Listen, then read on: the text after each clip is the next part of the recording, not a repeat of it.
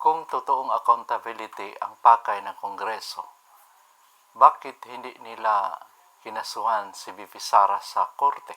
Bakit dinaan pa nila ito sa impeachment? Pakinggan natin ang paliwanag ni VP Inday Sara Duterte.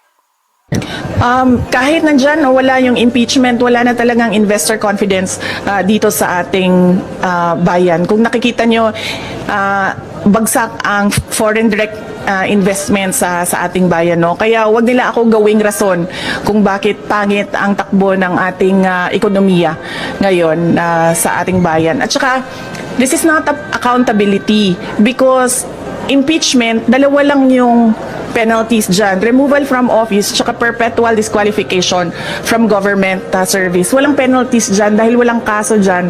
Ang impeachment ay removal process ng isang impeachable officers. Kung gusto talaga nila ng accountability, ay mag-file ng mga kaso dyan sa mga korte. Alam naman natin at alam naman nila na yung mga pirma ng mga congressman, unang-una hindi nila binasa yung articles of impeachment. Pangalawa, marami sa kanila ang tumanggap ng budget o pera kapalit ng kanilang signatures. In fact, madami sa kanila ang umamin na may kapalit yung kanilang pagpirma doon sa articles of impeachment. So if we are to talk about accountability by business groups, dapat questionin din natin kung paano ginawa yung articles of impeachment at paano pinasa yung articles of impeachment papunta